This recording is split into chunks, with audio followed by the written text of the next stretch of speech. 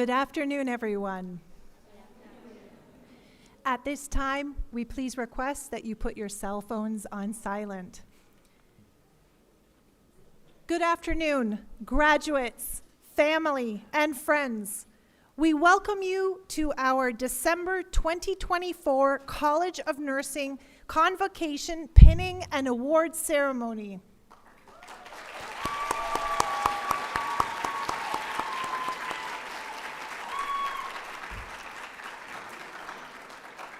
I am Dr. Marie-Claire Roberts, Executive Dean at the College of Nursing. Graduates of the class of 2024, you have worked relentlessly and diligently to reach this milestone, earning the respect of your professors, colleagues, and yourself at SUNY Downstate along this rewarding path. Please now stand for the national anthem, sung by our very own Michael Cooperstein.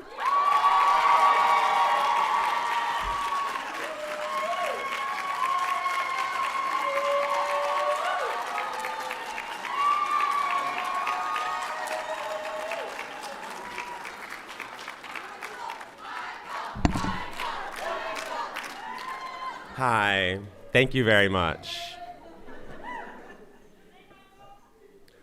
Oh, say, can you see by the dawn's early light what so proudly we hailed at the twilight's last gleaming, whose broad stripes and bright stars through the perilous fight o'er the ramparts we watched were so gallantly streaming, and the rocket's red glare, the bombs bursting in air, gave proof through the night that our flag was still there. Oh, say does that star-spangled banner yet wave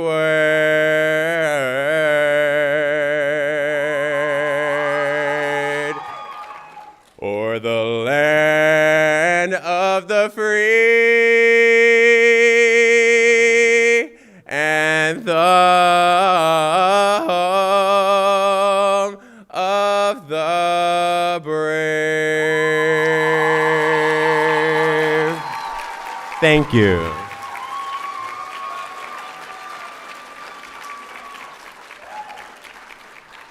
Thank you very much. You all may be seated. It is now my honor to introduce Dr. Lori Escalier, Dean of the College of Nursing, who will be giving opening remarks.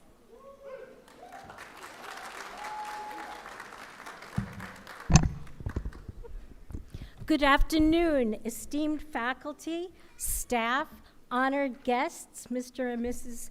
Agostino Josue, family, friends, and most importantly, our extraordinary graduates.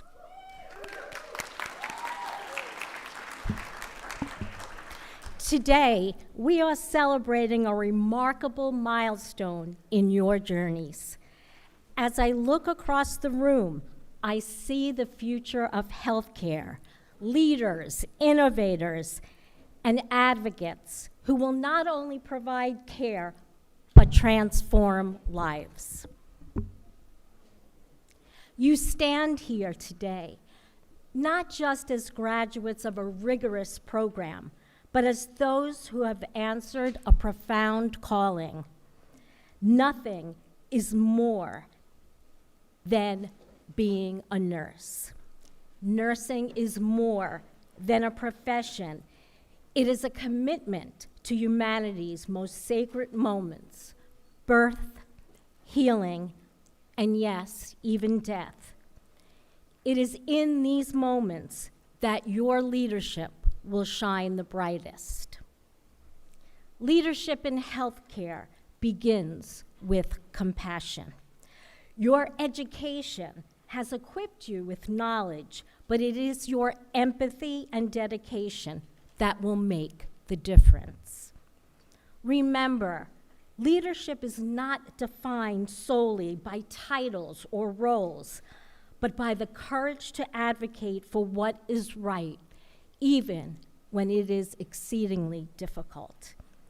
It is the quiet strength to hold a trembling hand, the boldness to challenge injustices, and the perseverance to seek solutions in the face of complex challenges.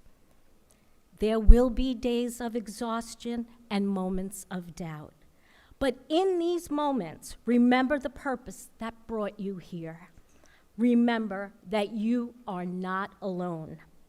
Lean on each other, learn from each other, and lift each other up. This profession thrives on collaboration, not competition. Together, we are stronger. Together, we build a healthier world for all. As you leave here today, know that you are ready. You have the skills, the heart, and the vision to lead. Embrace this opportunity with humility and passion, for the impact you create will ripple far beyond what you can see.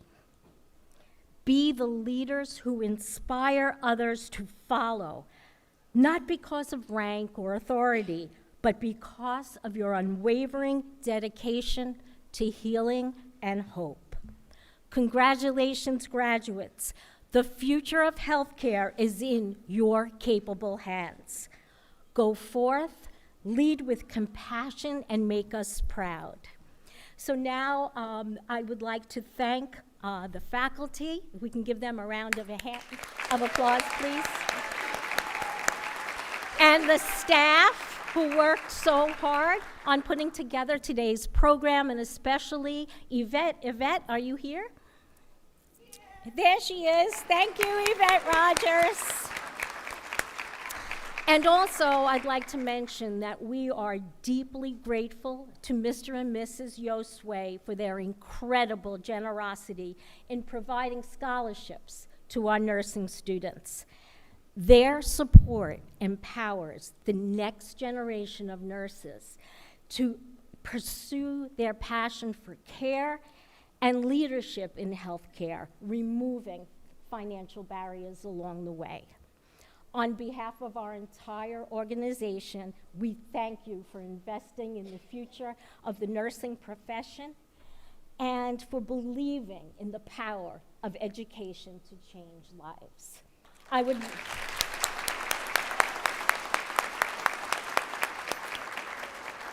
would now like to invite Mrs. Yosei to the podium to address the students.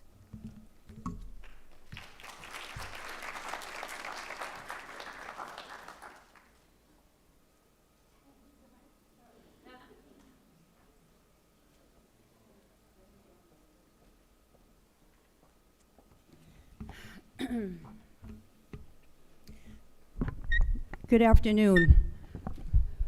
My husband and I'm Terry Yosway, and my husband has disappeared. Are here to introduce the Giancarlo Yosway Excellence in Neonatal Intensive Care Unit Nursing Scholarship. It is our intention to award 2 scholarships annually to worthy students who have decided to pursue this career. We are so grateful to all of you for choosing this journey. I'd like to share with you our experiences in the neonatal intensive care unit when our son was born.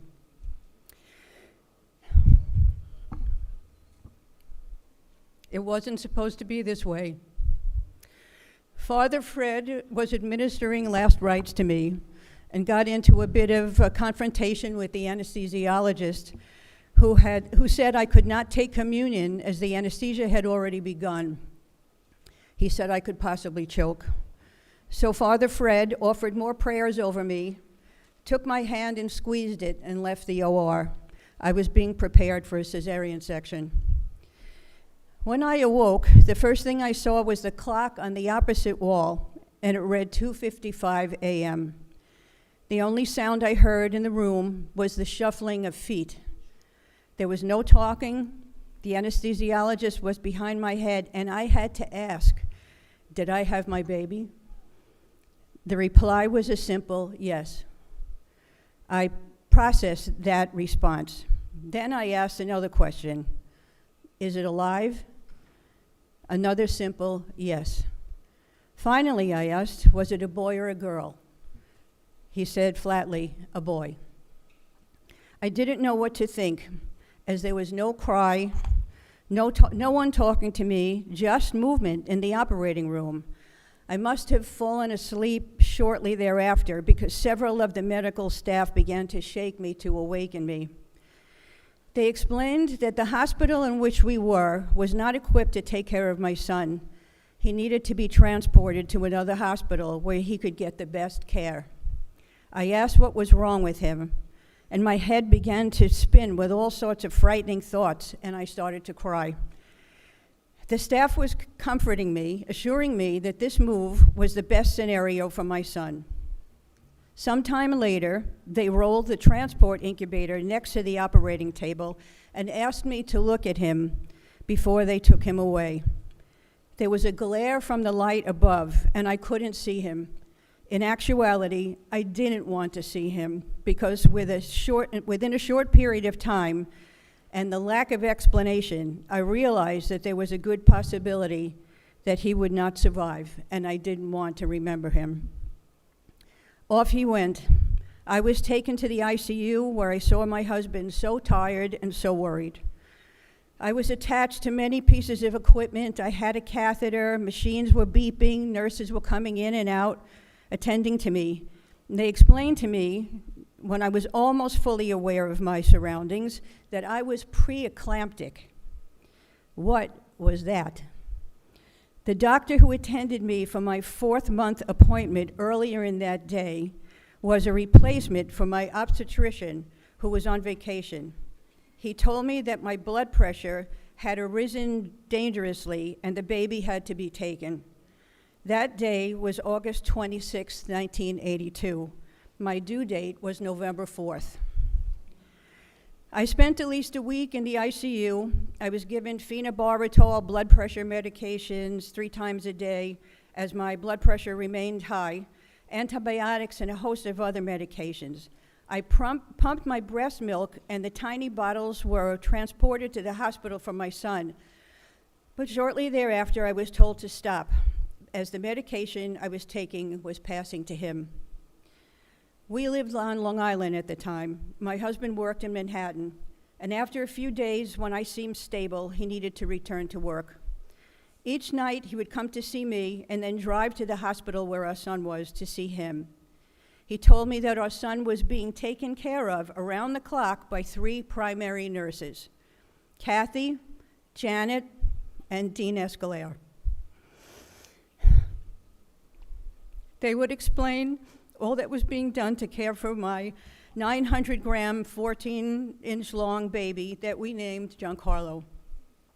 Dean Escalera was kind enough to give my husband a Polaroid photo to bring to me that I could see my tiny son. I still have the photo and many others that were taken during the 3 months that he was in the neonatal intensive care unit. And each day while I was in ICU, the attendants were kind enough to roll my bed to the nurses' station where Dean Escalera or one of the other nurses would give me an update as to what was happening. I never let go of that photo. I was transferred from ICU to a regular room, and after a few days, I was released, still on phenobarbital, the blood pressure medications, and probably some other things, several times a day. It was time to meet my son, my only child. The security and the hygiene protocol was far less restrictive than it is now. We had to wear a paper gown and wash our hands thoroughly, but almost anyone could come into the NICU that had the permission of the patient's parents. I had no idea what to expect. Dean Escalera was there, and she brought me to the isolette to meet my son. Lying there was a tiny creature with absolutely no fat on his body, with a series of IVs in particular limbs and places, machines tracking all of his vitals. I opened the door to his isolette and softly said, "Hi, baby, I'm your mother." I reached in to touch his little arm, but he recoiled. I was horrified.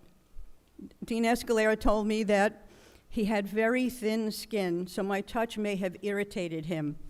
The explanation comforted me, as I thought he didn't want me near him. We were quickly thrust into terminology of which we were totally unfamiliar, such as bilirubin. My first reaction to hearing that word was to say, "Who's that?" And then blood gases, jaundice, breathing tubes, heel sticks, central line feeding, gavage feeding, virtually a new language into which we were thrown. We had to learn quickly in order to understand what was happening to our tiny son and what was being done to help him. Time passed. I could not return to work for a year. I was at the hospital every day, and my husband came every night.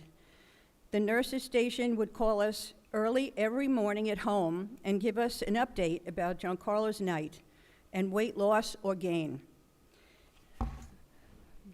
With a weight loss, we were silent. With a 10-gram weight gain, we would exhale. And with a 30-gram weight gain, we would celebrate. His nurses and doctors and the NICU staff had become our family. We even spent every Saturday night there, bringing sweets for the staff every weekend. It became our home away from home. My husband and I were even asked to counsel parents new to the NICU and to offer our support and help as we were then veterans. There were many ups and downs, especially with oxygen levels. Sometimes I would arrive in the NICU and find my son blue. The oxygen level had to be adjusted. Early on one day, I walked into the NICU and saw him with what looked like a teeny bikini top over his eyes. And it was explained to me that his eyes were being protected from the phototherapy treatment for jaundice. But the time I remember most is when none of Giancarlo's primary nurses were attending him that day, and another nurse named Pat was. I had seen her in the NICU working with other babies. It was determined that Giancarlo needed another central line as he was not thriving. Actually, at that point, he had been given two. One of them had clogged, one of them had leaked. A third was necessary to provide him with nutrition. The lines were all inserted in the same spot on the right side of his neck. On that day, after the third line was inserted, when I went to his incubator, I clearly saw what little skin he had at the site of the central line and central line insertions peeling and raw, and the area was very red. I told Pat it looked like an infection, and her response to me was, "You're not a doctor." Because I was not going to argue with her, as she had my baby's life in her hand for that day, I walked away silently but furiously, because anyone could see that there was an infection. In the middle of that night, we received a phone call from the NICU telling us that Giancarlo had been moved to isolation and that we had to wait 72 hours to see if he had a blood infection. He was about 2 months old and weighed about 2 pounds, 1 ounce. We continued to go to see him on a daily basis. He shared the room with a little baby girl who absolutely filled her incubator. I don't recall why she was in isolation, but compared to Giancarlo, she was enormous, and it turned out that she was just 6 pounds. On the third day, the hospital called us after the results returned with a negative finding, and he had even gained 3 ounces. The central line worked. We cried with joy. After that, it was more of a matter for him to gain weight and to wean him off the oxygen. His eyes were tested, as was his hearing. I had to try to teach him how to suck because he wasn't born with that instinct, inserting and removing a nipple on my pinky finger in and out of his mouth. Meanwhile, he was being fed by gavage feeding, which I finally learned what that was. I would proudly hold up the tube whose line was placed in his nose to his stomach, supplying him with nutrition. It made me feel useful because everyone was doing everything else for my son, and I felt like no, I wasn't caring for him, and I should be. My heart ached to be needed. After 2.5 months, it was determined that Giancarlo could be extubated. His incubator was fitted with an oxygen hose, still helping at this point his developing lungs.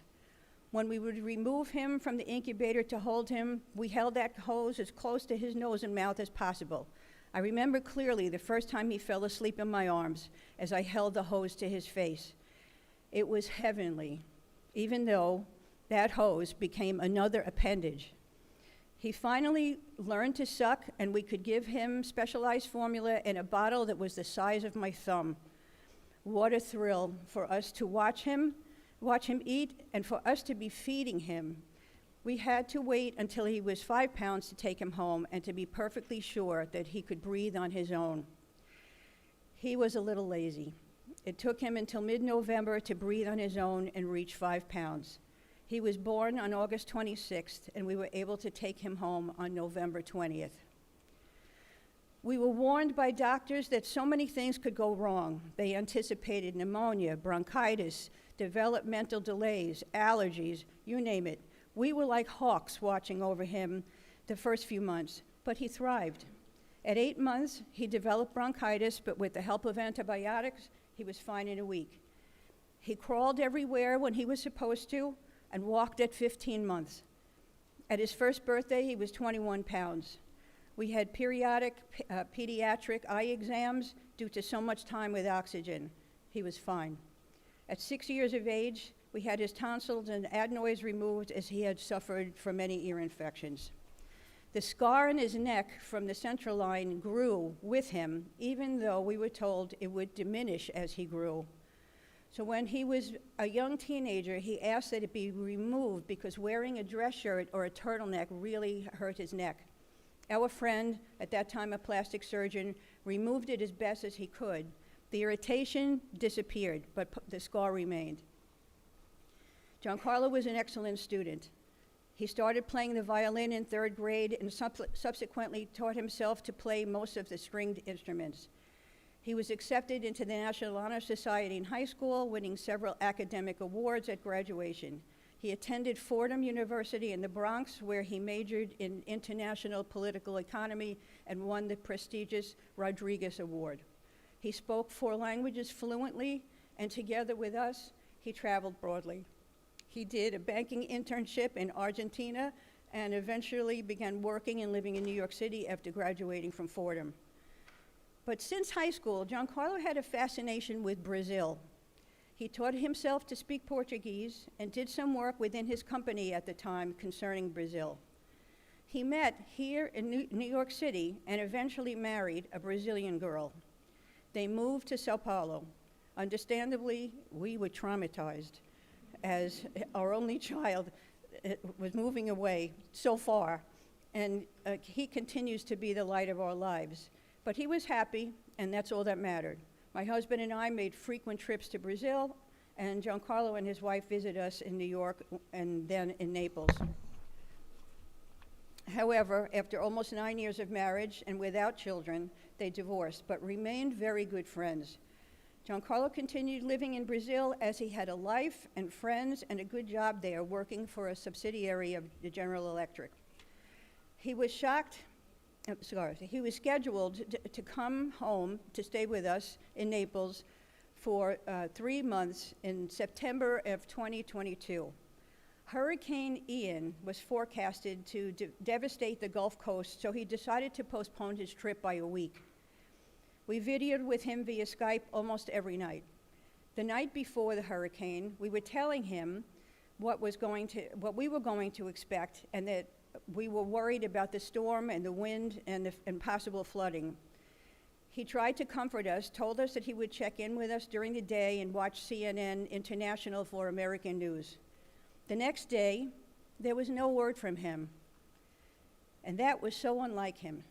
I tried messaging him, but with no response. Time passed and nothing. We called his phone. We contacted his friends and his coworkers. They had spoken with him the day and the night before and said there didn't seem to be a problem, and that he told them that he was taking that day off to pack to come to us for a trip in just 3 days. Finally, we contacted his ex-wife and asked her to go to the apartment. She went and found him deceased. We imagined that he had been there for many hours. She called us with the devastating news. We had to make immediate plans to go to Brazil, but there was no internet due to the storm. A friend was able to get in touch with a family member in Virginia who made flight plans for us to go to Brazil from Miami. No car service would take us across the state to Miami due to the hurricane, so we just got in the car and navigated the interstate as best that we could. The weather got better as we approached Miami. What follows continues to be the nightmare of our lives. The Brazilian medical examiner report told us that he passed of a massive heart attack. We had come entirely full circle from the trials of Giancarlo's untimely birth to the horror of his untimely death. Time is not healing anything, but the light and love of our son's just over 40 years of life in both our hearts will never be extinguished. To honor him and his life, we look to you who are working and studying to give life and hope to the tiniest of all who have no voice. As you unravel the riddle of their complications and whose parents and families are absolutely helpless, thrown so unexpectedly into a mysterious world of unprecedented worry, so strange and unfamiliar. In Giancarlo's name, we encourage you to continue this very brave path.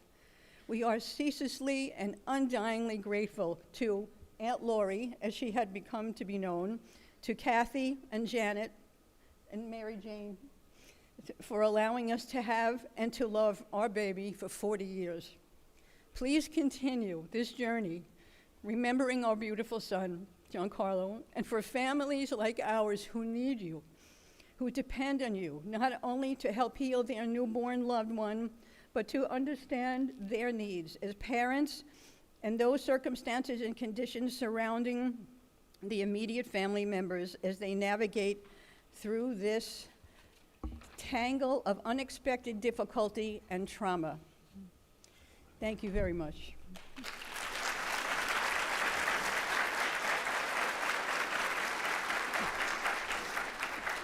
Thank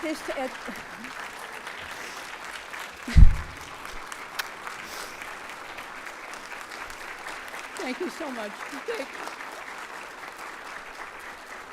At this time, I would like to acknowledge the first two recipients of the Giancarlo Josue Excellence in Neonatal Intensive Care Unit Nursing Scholarships. I understand that Alexis Machado is not feeling well today, but Lou Christie is here, and we want to meet him.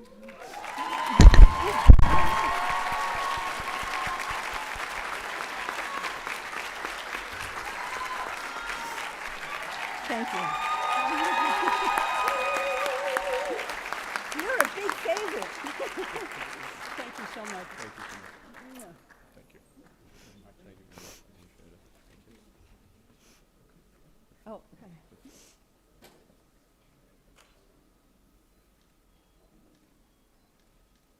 Thank you. Thanks again. Thank you, John. Please, stand up.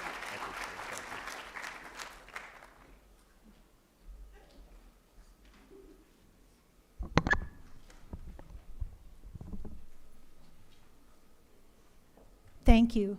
Thank you very much for sharing your story.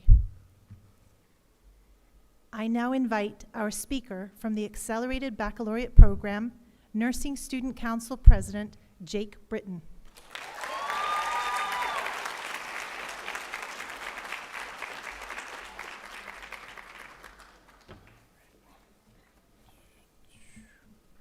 All right. Good afternoon, everyone. My name is Jane Britton, and I'm the outgoing Nursing Student Council President, and I'm a proud graduate of the ABSN class of 2024. Woo! I am excited to welcome you all to this year's Winter Convocation and Awards Ceremony. Before I get started, I would like to thank Dean Escalaire, Dr. Roberts, Dr. McHugh, Yvette Rogers, Patricia Johnson, all my fellow NSC representatives, and all others who worked together to make this event possible, and for all your support throughout this program. I would also like to extend a special thank you to all the family and friends here today for your continued love and support over the last 15 months. And lastly, I would like to thank my fellow peers for giving me the privilege to represent you throughout this program. It feels just like yesterday when I sit up here in front of many of you for the first time, welcoming you as we donned our white coats and embarked on our nursing school journey together. If you recall, we all started this program at different points in our lives and came from different walks of life. Some of us were supporting families, while others were leaving behind full-time careers. Some of us wanted to further our education and expand our horizons. Ultimately, what brought us here was one common goal: to become a registered nurse. The path has not been easy, but I am extremely proud to be part of such a determined and driven group of people. Making it to this point required an immense amount of hard work, effort, dedication, and sacrifice. It was not only our personal effort, but our collective teamwork and support of one another that has led us to this very moment. Our cohort is a shining example of how the nursing profession is truly a team effort, and together we can achieve anything. As we take our next step into our professional careers, never forget the foundations that were built here at SUNY Downstate. Always care for our patients with compassion, with empathy, and with integrity. Always work as a team within our units. And most importantly, never stop advocating for our patients, for our team, and for ourselves. If we can do all of that, we will leave a lasting, positive impact on the lives of countless patients. Now, before I leave you today, I would like to take a moment to share a brief anecdote. Whenever I was studying, I always had a TV show playing in the background. I probably went through 20 to 30 shows throughout this program over and over on repeat. But I could never sit in silence. I couldn't do music. It wouldn't help me focus. More often than not, I threw on the show Ted Lasso, which was a comedy about soccer, which you've seen many of my memes come to you about. While the show had nothing to do with nursing on the surface, many of its messages have helped influence me throughout this program. And I would hope that you find that they leave the same positive impact on you as they have done for me. Number 1, be curious, not judgmental. Every day is a chance to be better than we were the day before. Every day, we will encounter patients with unfamiliar backgrounds, unique sets of circumstances, and situations that aren't always what they appear to be on the surface. Remember to ask questions with genuine curiosity and understanding. Never make swift judgments or decisions without the full picture. Every opportunity is a chance to learn and grow, no matter how big or how small. Number 2, do you know what the happiest animal on earth is? It's a goldfish. Do you know why? A goldfish has a 10-second memory. Be a goldfish.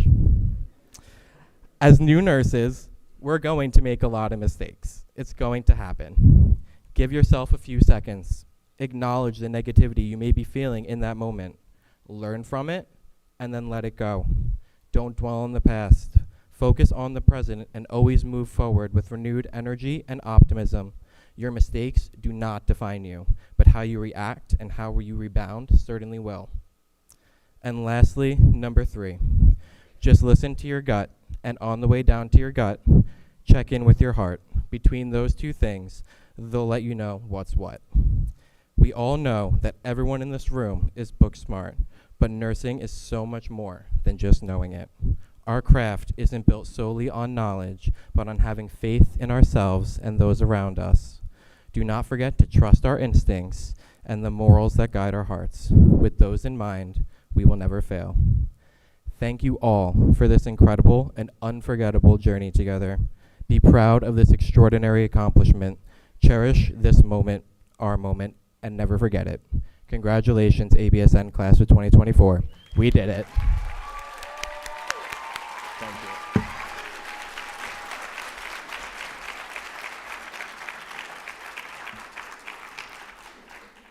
Thank you, Jake.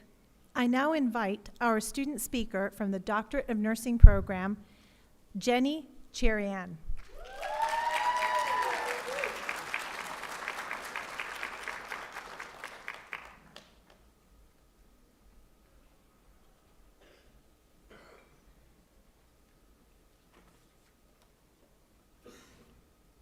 Hello, good afternoon, Dean and Professor Escalier, Vice President Dr. Roberts, Director Dr. Shafrost, and Dr. O'Hagan-Murphy, esteemed Downstate faculty, family, and friends. Today we celebrate a moment that has been years in the making, and if I'm going to be honest, I feel incredibly underqualified to address this class this afternoon. Nowhere near as outgoing as Jake is, but I wanted to thank our professors for the opportunity to do so. Today is not a celebration of our achievements, but is a reflection of a group of individuals who have sacrificed much of their lives to pursue a shared passion in caring for others and creating a meaningful impact in the lives of others. And let me add that this is made possible by the unwavering support of those around us. Looking ahead, we see our professors, our mentors over the past years who have stretched our knowledge and our skill set. They have exemplified what it means to lead with excellence in medicine and to champion culturally competent care, a mission of SUNY Downstate. Looking to either side, we see our classmates, our confidants, and often our sounding boards. We supported each other through our victories and all of our struggles.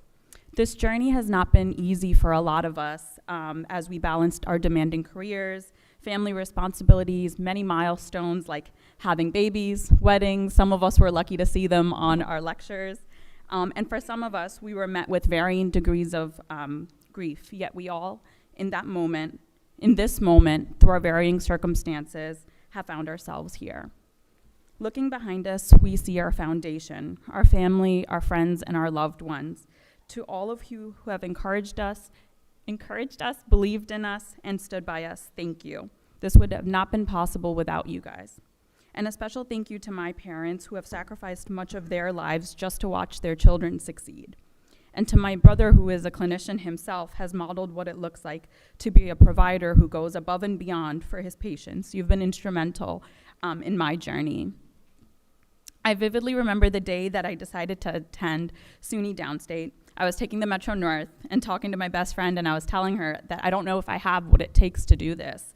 And I was quickly confronted with many fears, but she reminded me that often on the other side of our greatest accomplishments are challenges, and our biggest wins are usually preceded with a sense of uncertainty. The only thing I could do to make this dream become a reality was become an active participant in this journey, even if it meant facing failure along the way. In the months leading up to this moment, I've reflected on that conversation. I'm grateful I didn't let my fear of failure stop me from pursuing my dreams or what felt like the unknown at the time. What once seemed like a distant dream, this moment, standing here and celebrating with you all, has now become our reality. If I could leave you with one piece of advice, it would be to ground your identity in service to others. One of my favorite leaders, Timothy Keller, says, "You will never gain a sense of self by trying to find yourself. You will only gain a sense of self by grounding yourself in something greater." He reflects on the verse that whoever shall seek to save his life shall lose it, and whoever shall lose his life shall preserve it. We live in a world that's actually centered around discovering our sense of self. This is especially pertinent as we step into new roles. However, I wanted to remind you that fulfillment and purpose come when we posture ourselves into caring for others. It comes from anchoring our identity in something greater. And for me, that was the gospel, and that was transformative in my life. And for you, that might look different. And I welcome that conversation to anyone who may be interested in that. But as you enter your new roles, I encourage you to serve and learn from those around you. Learn from anyone and everyone, from your mentors, your peers, your patients, and even the ones that are overlooked, or we often overlook, because we all have the capacity to learn from others. I also encourage you to take a look at the dream that feels too far-fetched or unattainable and pursue it with confidence, as stepping into the unknown always leads to growth. Today, as we celebrate, there's one thing I think we can all agree on, and that is the joy of never having to look at another Peacock question, SMART goal, or scrambling to finish a SOAP note by 11:59. You know who you are. And to conclude, let's just take a minute to celebrate how far we've come.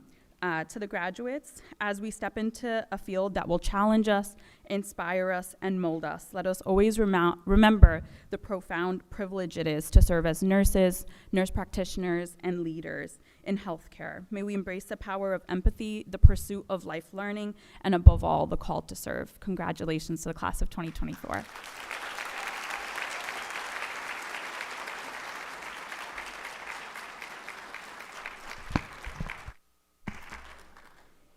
Thank you, Jenny. At this time, we will begin the awards portion of our ceremony. Awards are not just about recognition.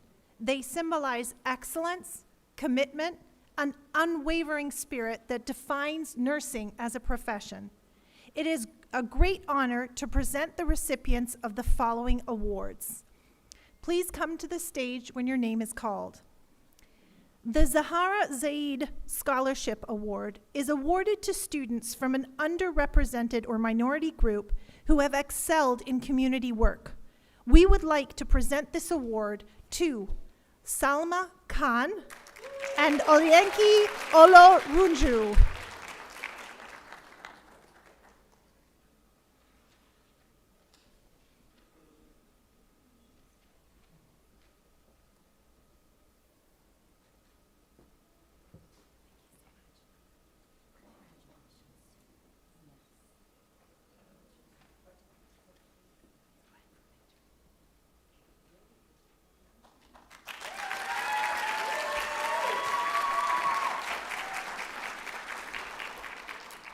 The Dean's Award is presented to students who have demonstrated remarkable and committed leadership within the Downstate community.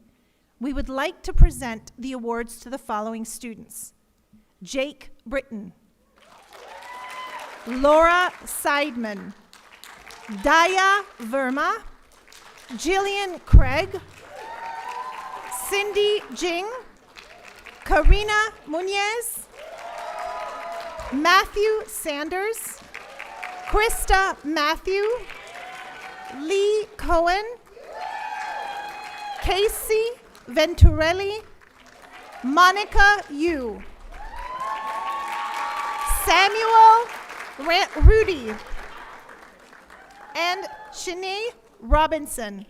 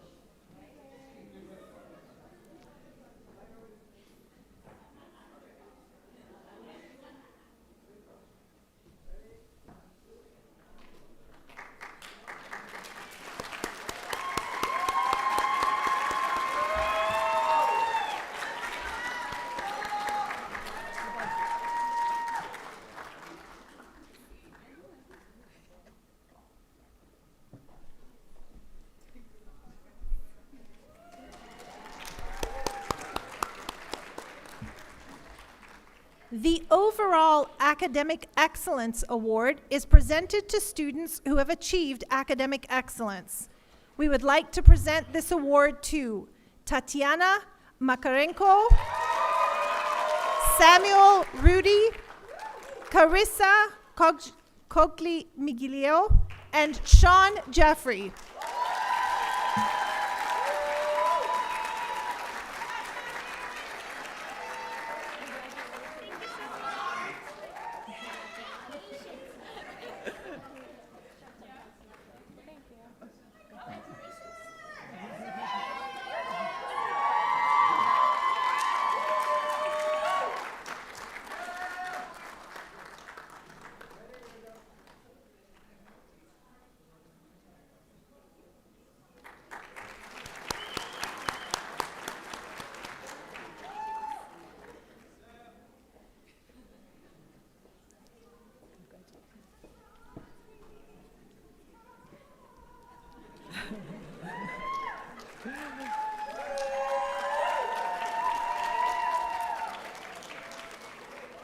The Community Service Awards are presented to students who have demonstrated outstanding service to the Downstate community.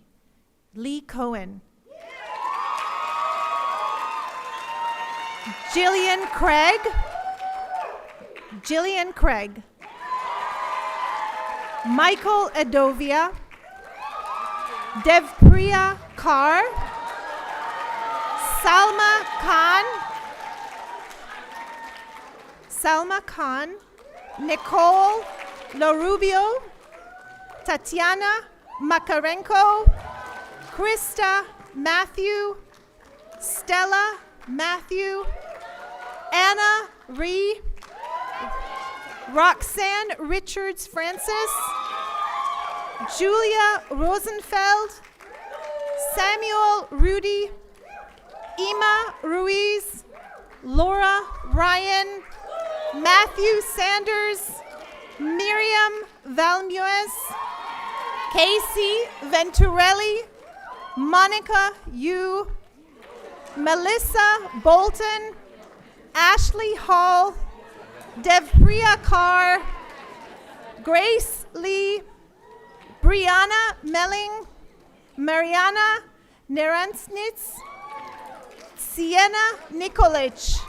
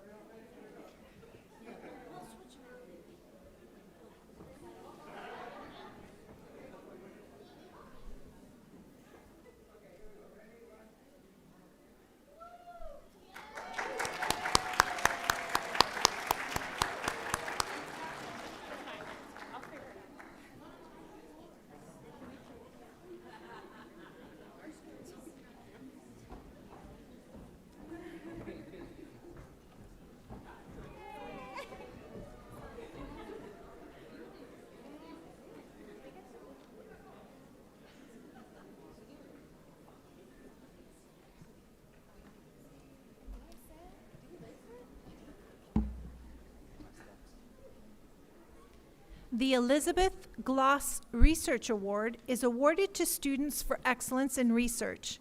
The following students have exhibited that they possess a spirit of inquiry and a passion for research. Ohinaba Amposa. Quinton Crawford. Adrian Chan. Amar Garati. And Michael Edovia. Jenny Cherian and Carissa Kokchimidogi. Sorry.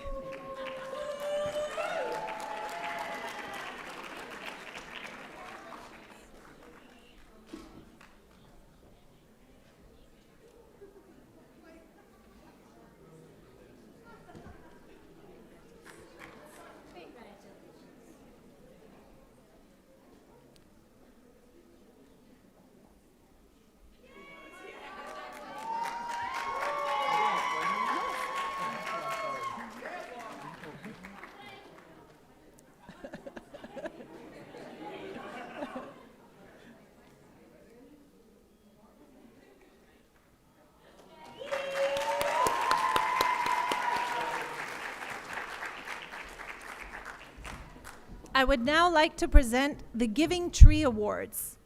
Lee Cohen, Zoe Dunbar, Barbara Maley, Monica Yu, Krista Matthew, Olaniki Olarunju, and Abigail Nectisia.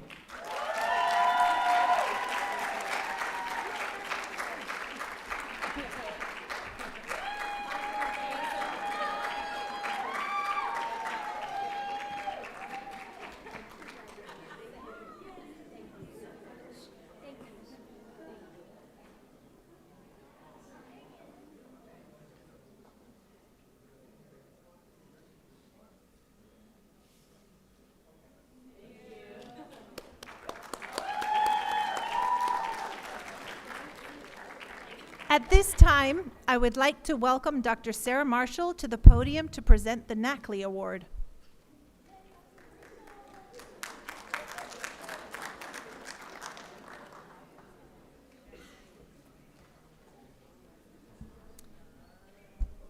Good afternoon, everyone. It is indeed a pleasure and an honor to participate in today's SUNY Downstate Health Sciences University 2024 Convocation Penning and Award Ceremony. My name is Dr. Sarah Marshall, and on behalf of the Nurses Association of the Counties of Long Island, I bring you greetings and congratulations.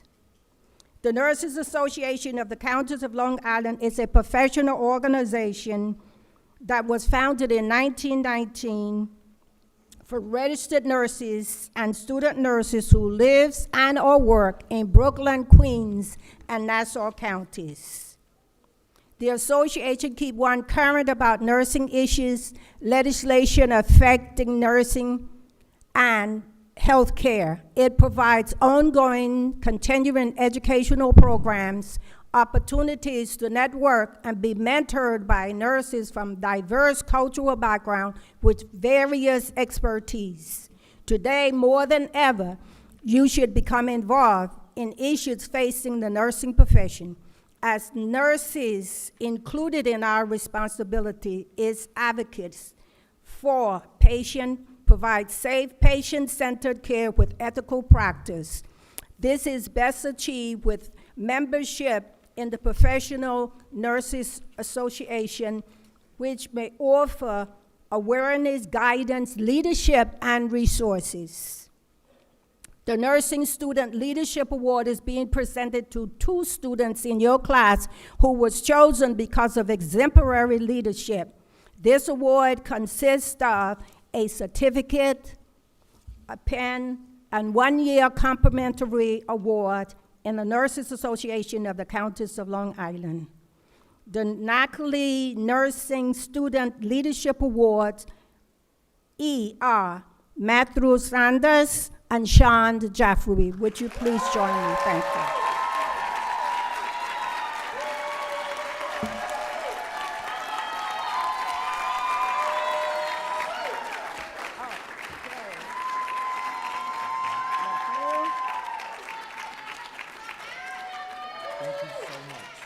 This is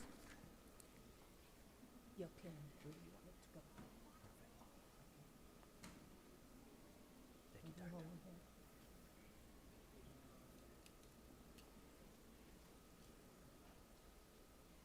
you, Doctor. Okay, and now we do the photo shoot.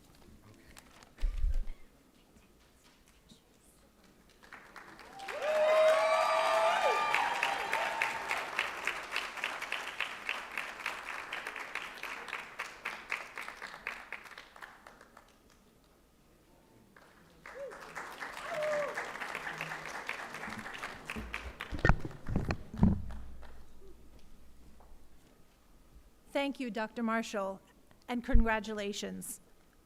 Congratulations to all. We will now move on to the next portion of our ceremony, pinning. The pinning ceremony is a symbolic nursing tradition that welcomes newly graduated nurses into the nursing profession. Please join me in welcoming Associate Dean McHugh to the podium for the pinning of our ABSN students.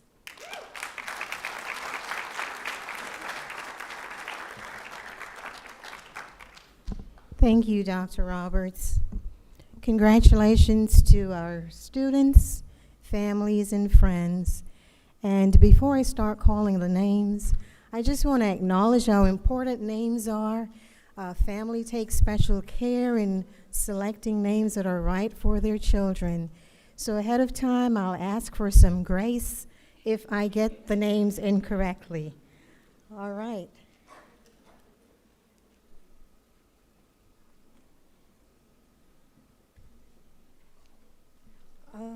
Okay, I thought they're going to come up.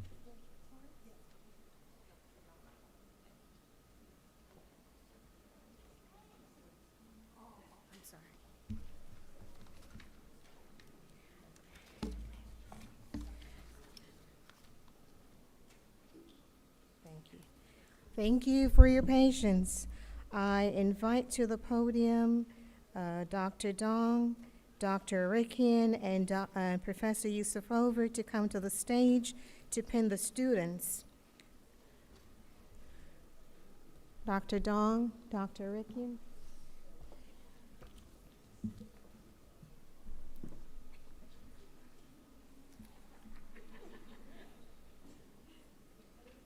Thank you. Rachel Tutoro. Yasmin Velez. Serena Deschamps.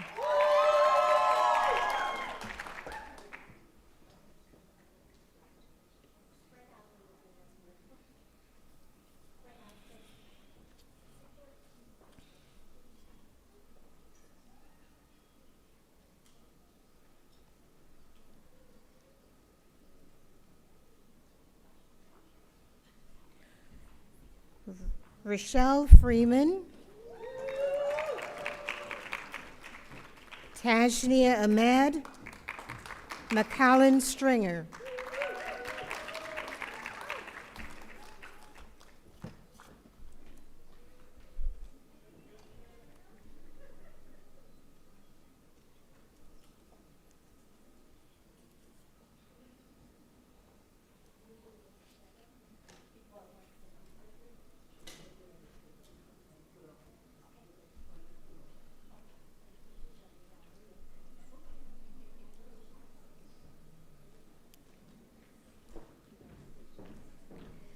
Rebecca Fuller,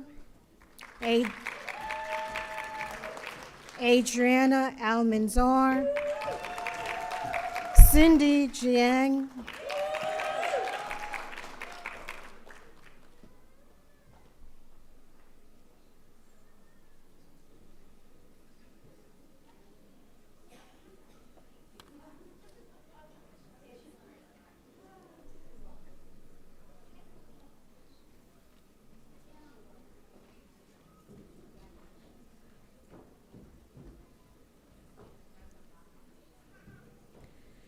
Shirley Xiang, Jamie Lian, Patricia Roberts,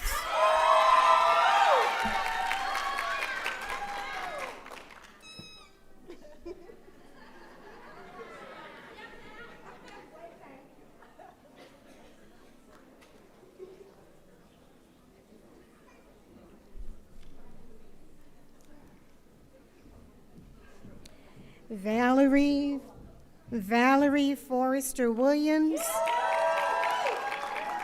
Melissa Bolton, Daniel Reed,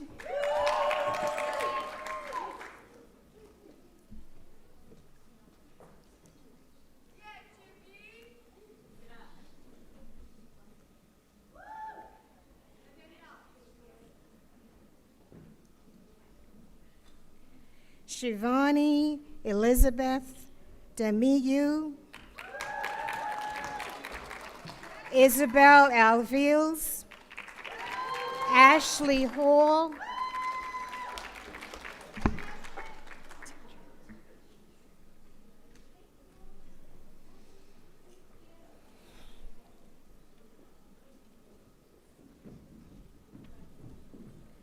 Michael Cooperstein, Brianna Miyang, and Barbara Mill.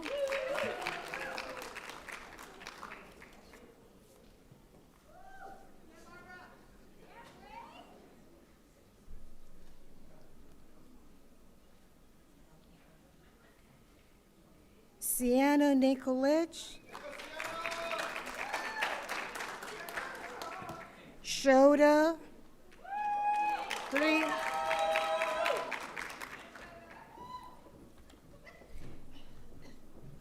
Aida, help me a bit with this one. Rihamat.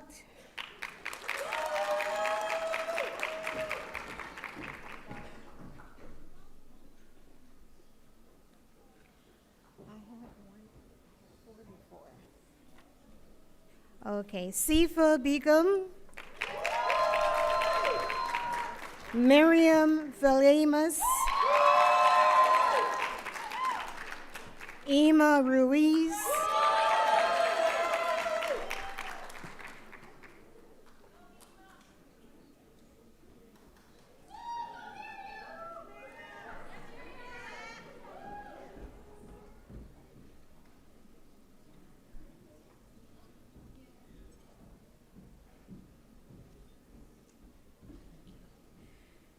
Karima Munez,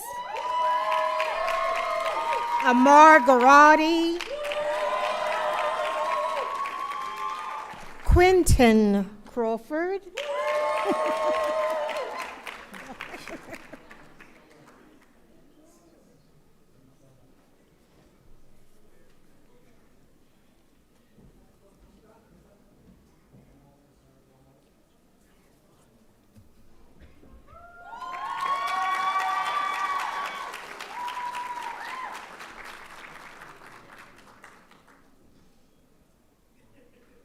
Adrian Chan, Michael Endovia Osagidige, Oniba Ampusa,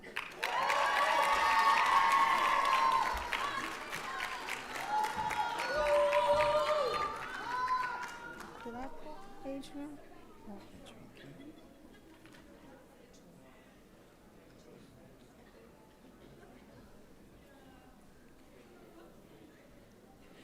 Shayna Lieberman,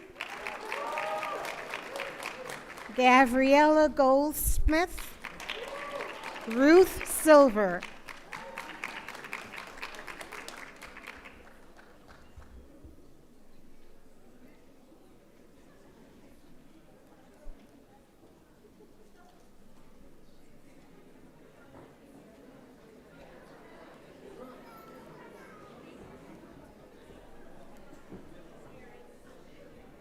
Yuel Tittleman,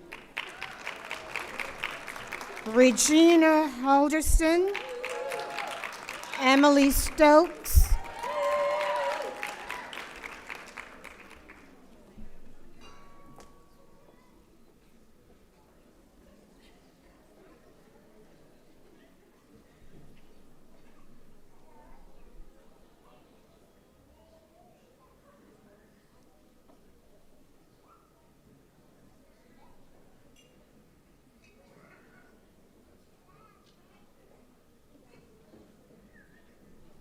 Katharina Stokes, Mariana Norentinas, Michelle Pugway,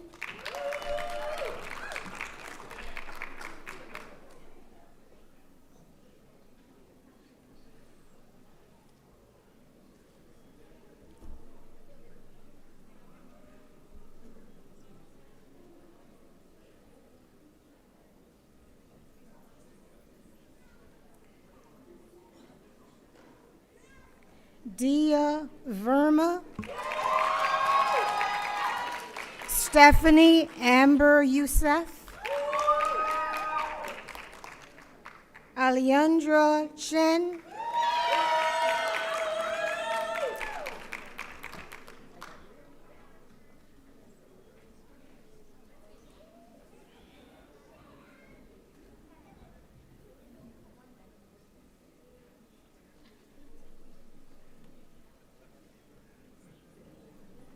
Stephanie Chen, Grace Lee, Utste Norville,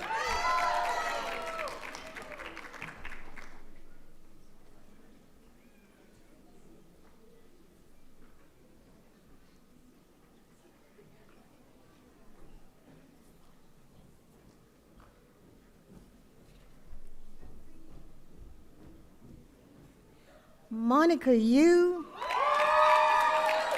Anna Ree, Ariella Wang,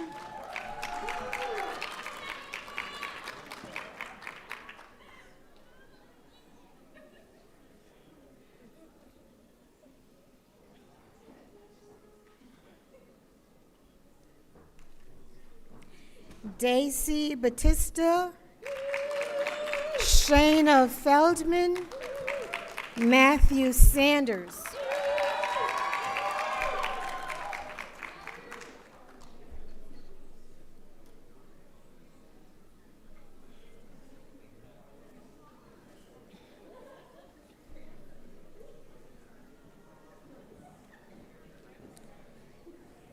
Ariel Brutus, Eric McDuff, Luke Christie.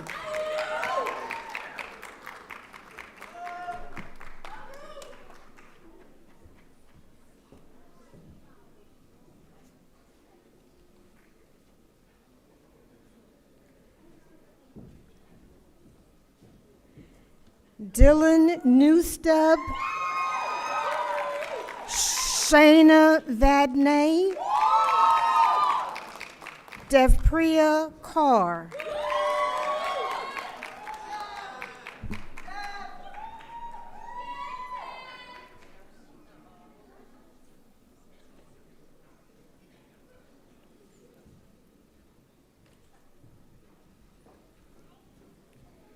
Jillian Craig, Tara Ann Kirk, Presonia Wagstaff,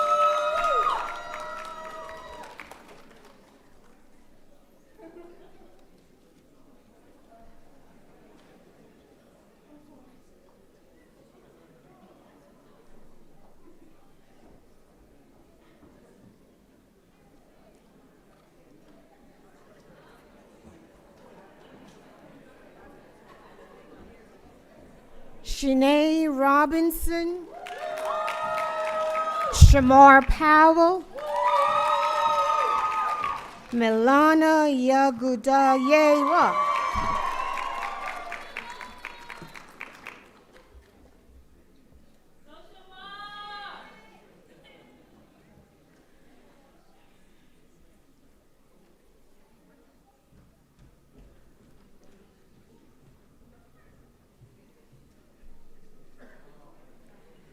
Laura Marie Ryan,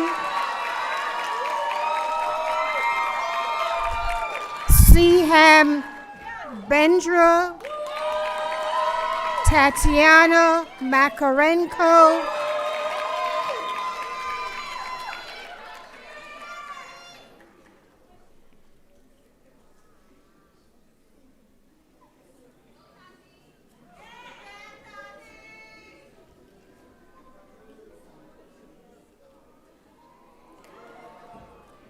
Julia Jules Rosenfeld,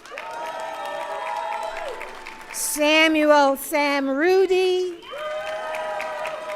Jake Britton.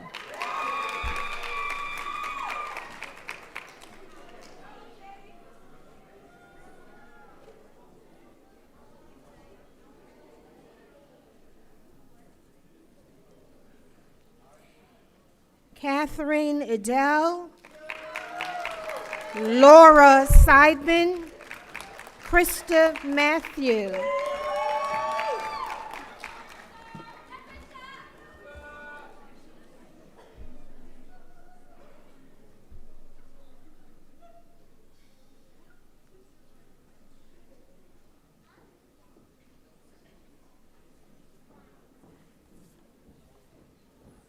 Stella Matthew, Sally Gangaram, and Jasmine Sunni.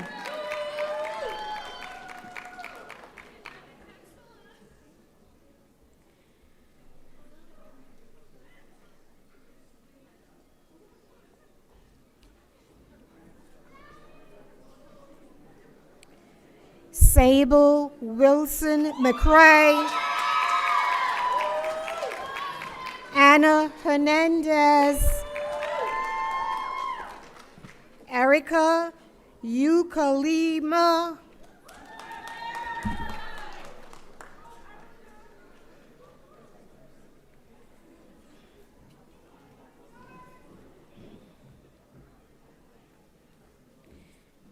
Bridget Yunda, Monique Stone, Salma Khan,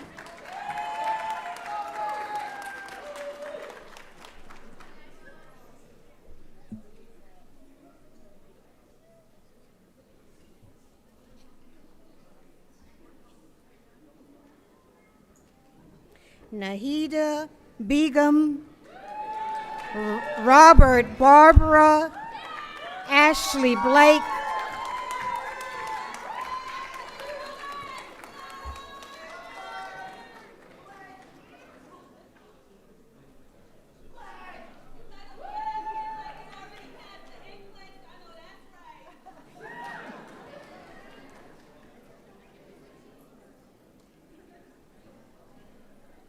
Nicole LaRubio, Antoine Jackson, Janae Jones,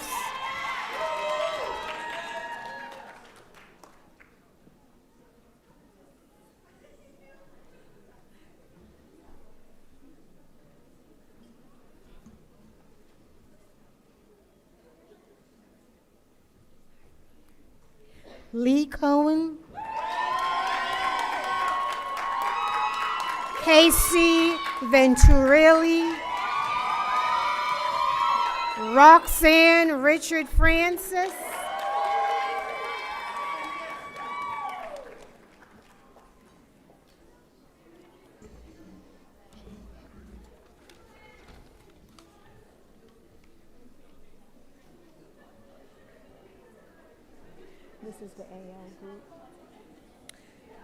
I would like to now invite Dr. Shafras to the stage to present the students of our DNP graduating class.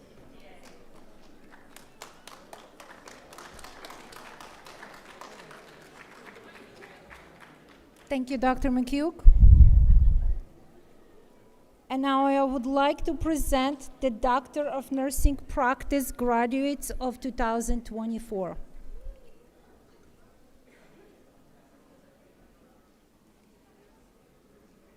Kayla Laporte, Keisha Laporte, Dr. Keisha Laporte.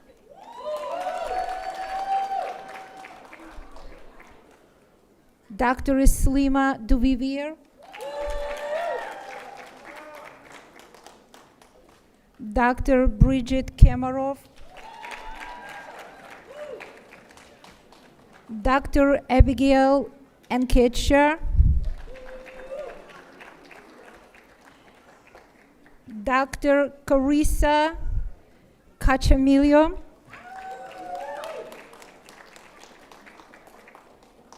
Dr. Hannah Lee,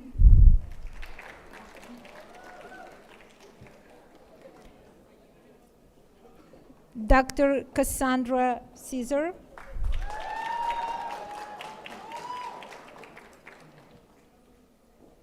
Dr. Jenny Cherian,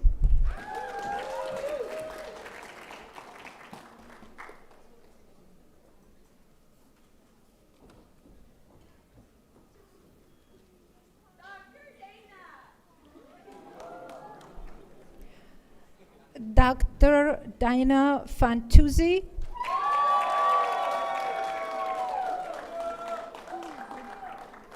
Dr. Lilia Lewandowski,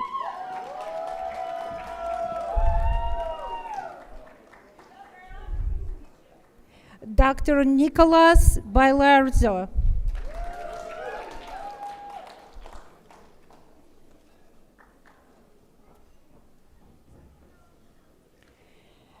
Dr. Ashley Chevalier, Dr. Adisha Maitland,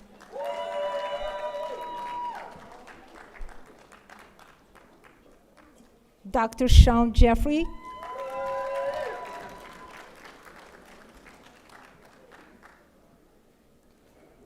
Dr. Stephanie Hernandez,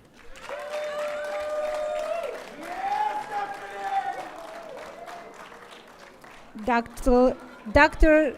Jocelyn Gonzalez,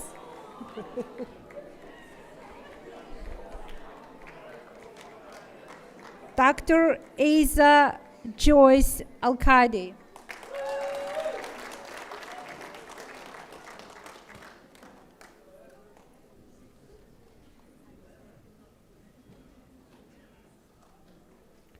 Dr. Lazaria Thomas.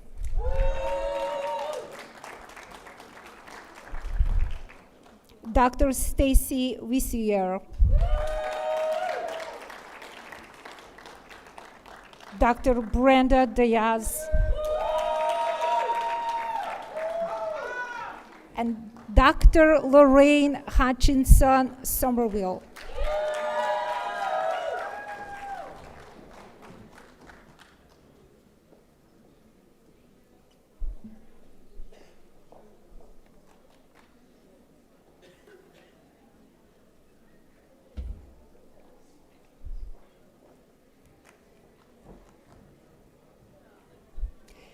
Congratulations, the Doctor of Nursing Practice graduates of 2024.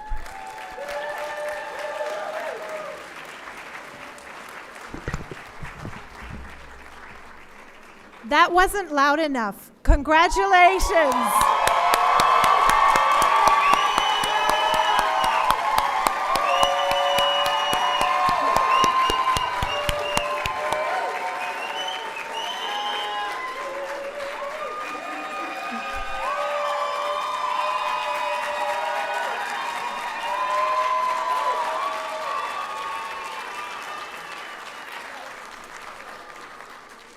And now, please turn to your nursing oath in your program. It's going to come up on the screen. Would all of our nursing students stand as we recite the oath together? We also invite all nurses in the audience to stand and join us in reciting the oath. ABSN students, please turn on your lamps. All right. I'm going to say one sentence and then you will follow. As a nurse dedicated to providing the highest quality care and services, I solemnly pledge that I will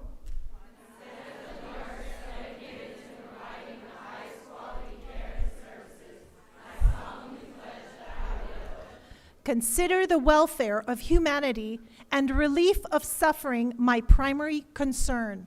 Consider the welfare of humanity and relief of suffering my primary concern. Act in compassionate and trustworthy manner in all aspects of my care. Act in compassionate and trustworthy manner in all aspects of my care. Apply my knowledge, experience, and skills to the best of my ability to assure optimal outcomes for all my patients. Apply my knowledge, experience, and skills to the best of my ability to assure optimal outcomes for all my patients.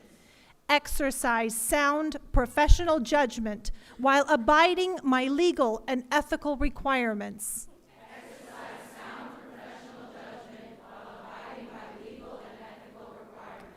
Accept the lifelong obligation to improve my professional knowledge and competence. Accept the lifelong obligation to improve my professional knowledge and competence. Promote, advocate for, and strive to protect the health, safety, and rights of all patients. Promote, advocate for, and strive to protect the health, safety, and rights of all patients. I take this oath voluntarily with the full realization of the responsibility with which I am entrusted by the public. I take this oath voluntarily with the full realization of the responsibility with which I am entrusted by the public. Please be seated.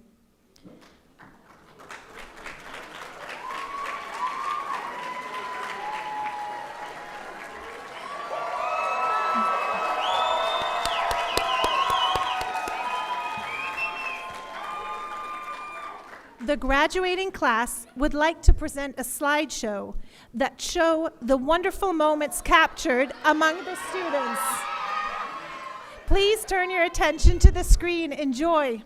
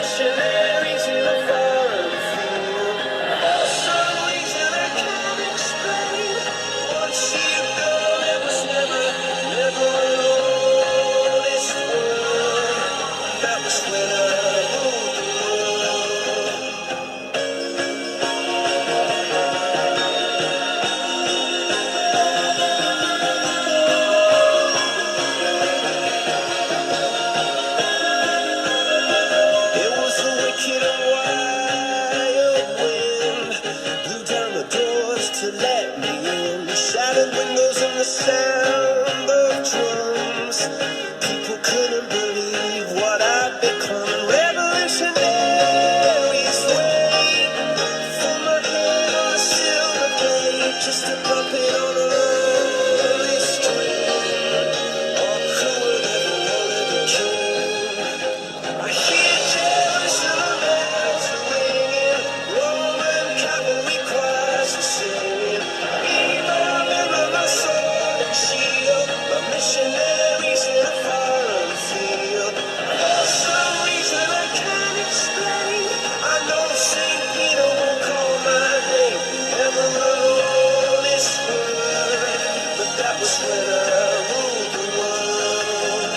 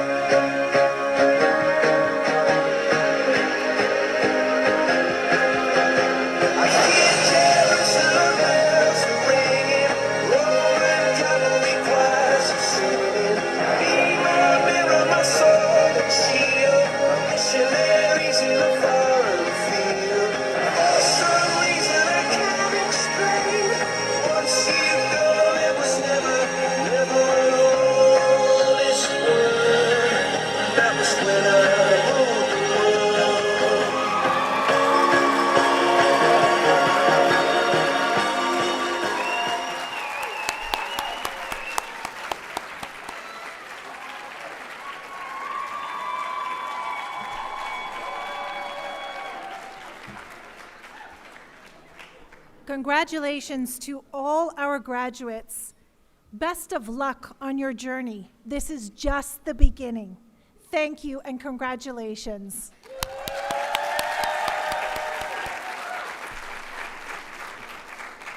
We now conclude our ceremony.